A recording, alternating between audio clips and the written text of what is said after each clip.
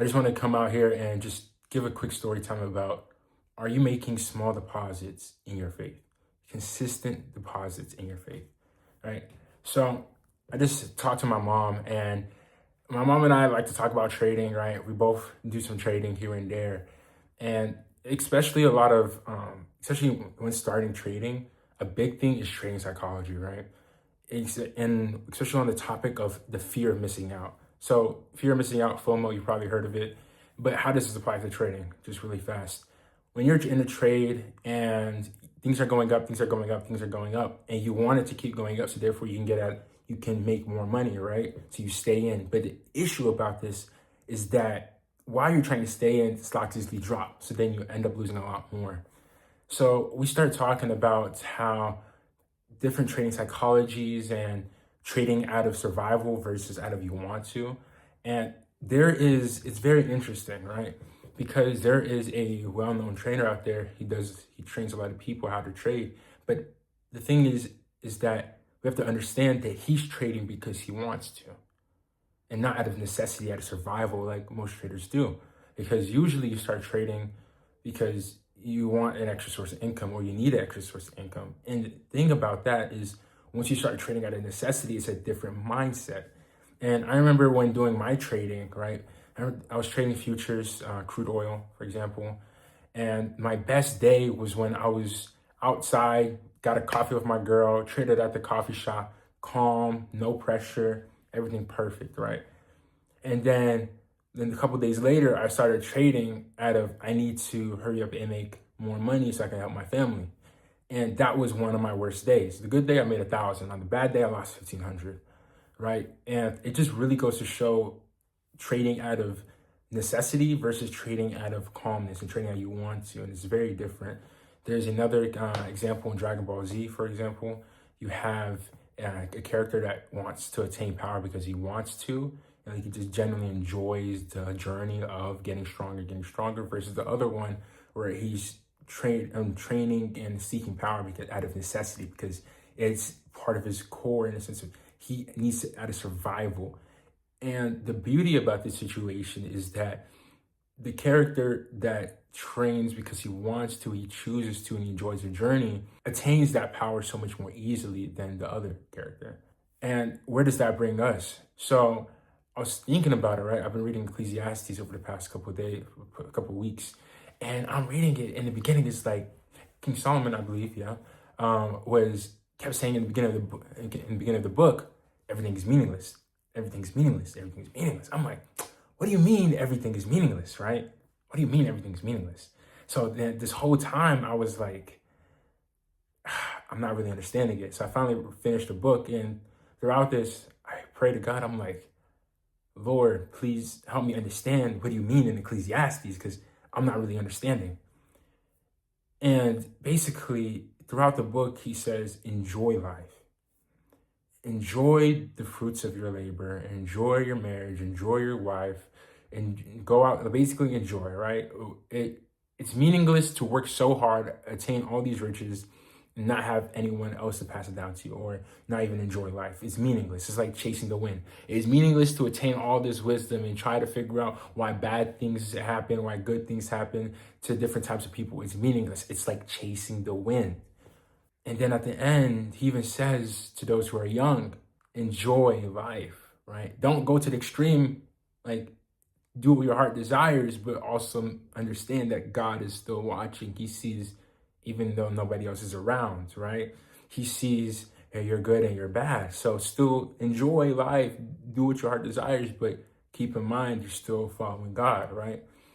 And the thing is, throughout, how does this tie back to trading now? Throughout the trading process and growing a small account, let's say you're starting with a couple thousand or whatever it is, every single day, right? You're trading, you're up 10, if you're up for the day, it's a win. But the issue is, once you're actually in it, you're not really thinking like that. You're like, okay, I need to make 10% of my account in a day, which is a lot. If you think about 10% each and every day is a lot of money at the end of out of a year span, but versus 1%. So let's say let's say a $1,000 account, right? Let's say you make $10. thing is, most traders, because of FOMO, because of trading out of necessity, they're always sticking in longer, just waiting for more, waiting for more. But the issue is, instead of taking that $10 win, they try to go for that $500 gain or $1,000 gain. Then thing is, as they're trying to do that, they get closer, they're stacking their wins. They're still wanting more, they're still wanting more, they're still wanting more. Then all of a sudden, boom, account gone. Gone. And then I remember I was on a group call the other day, and it's a good brotherhood. It's called Belivus, Belvus. It's pretty cool. Definitely go check it out. But he was basically saying on the call that God gives us little to see if we can handle before he gives us a lot or blesses us with a lot. And when I was talking to my mom, it perfectly clicked, because it's so interesting, because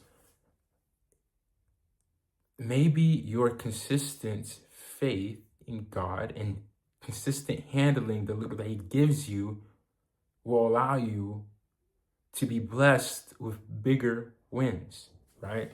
Because if you're unable to get over the $10 wins and not really be have gratitude for these $10 wins, right? Each and every day, maybe it's $20, $30, $40. The question is, once you're up 1,000, would you pull? No, you won't. If you're not even taking these smaller wins and saying, you know what, thank God, it's not a loss. We'll just take it as it is.